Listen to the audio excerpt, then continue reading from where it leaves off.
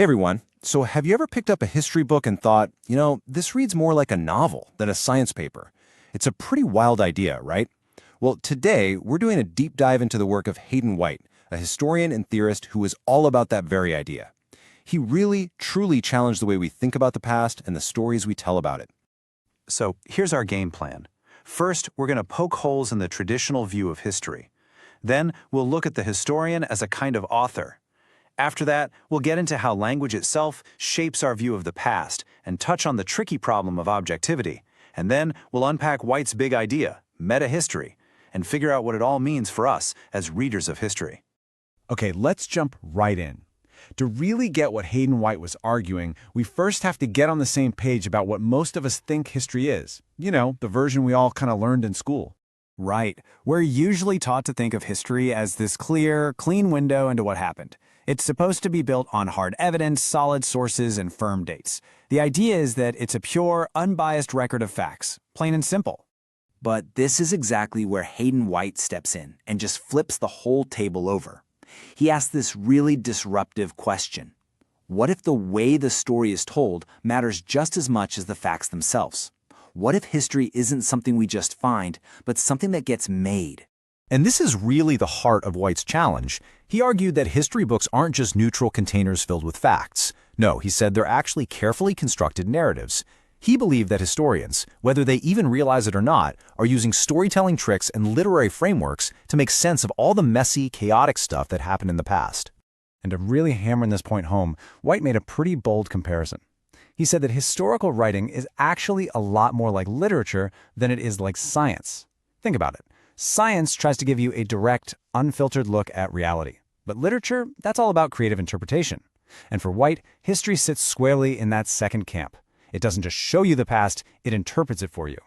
So, if history is a lot like literature, what does that make the historian? Well, it basically transforms them from just a note-taker into an author, someone who's taking raw material and shaping it into a story that grabs you. Let's break that down a bit. A historian starts with something like an annal or a chronicle, which is really just a list of events. 1789, the Bastille was stormed. 1793, the king was executed. 1799, Napoleon took over. That's just raw data. There's no story there, no plot. The historian's job is to take those data points and weave them into a narrative with a beginning, a middle, and an end. They create a story about revolution, terror, and the rise of an emperor. They give it a plot. And this quote just nails it. White is saying that the story of the French Revolution isn't just sitting there in the archives waiting to be found. The historian imposes a story on it. They choose what to focus on, what events to connect, and what kind of story it's going to be. Is it a tragedy about the fall of an old order? A romance about the people finding their freedom? The meaning isn't just found, it's actively constructed. Now hold on, because this is a really, really important point. White is not saying that history is just made-up fiction. A novelist can invent characters and dialogue from scratch. A historian can't do that. They are absolutely bound by the historical record. Their story has to be grounded in the sources and the evidence that's available. So they use the tools of literature, sure, but they have to paint on a canvas made of fact. All right, let's keep building on this and look at the specific tools, the linguistic tools, that historians use to build these stories, a lot of the time without even realizing they're doing it. White said that historians rely heavily on these things called tropes. That's just a fancy word for figures of speech, or using language in a figurative way. But here's the kicker. He argued these aren't just decorative bits of flair to make the writing sound pretty. He saw them as the actual, fundamental building blocks that give a historical story its shape and its meaning. Okay, so White identified 4 master tropes, and to really get their power, let's actually slow down and walk through them. First, you've got metaphor, which is like explaining something as if it were something else.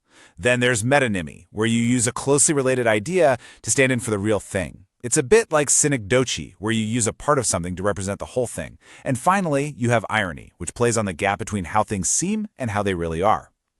Let's use an example, say the American Revolution. A historian using metaphor might call it the birth of a nation, right? Creating this organic, natural image. Another, using metonymy, might say the Crown demanded new taxes, using the Crown to represent the entire British government. A third could use synecdoche and write the Minutemen held the line, using one group of soldiers to stand for the whole colonial effort. And a fourth, using irony, might point out that a revolution fought for liberty also protected slavery. See? Same facts, Totally different narrative feels. So, here's the big takeaway from all that. This kind of language is never neutral. The second a historian decides to call a revolution a birth or to talk about the crown, they are actively interpreting the past. They're not just describing it. They are embedding a specific viewpoint, a specific meaning, right into the very words they choose. Which, of course, brings us to maybe the biggest and thorniest question that White's work raises. If history is so dependent on these subjective choices about language and plot, can it ever be truly objective?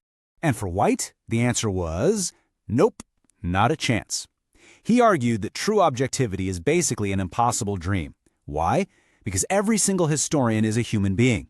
They live in a certain time and a certain place, and they are absolutely influenced by their own personal beliefs, their politics, their cultural background, and even the kind of academic training they received. What this means is that any history book you read is a product of two things at once.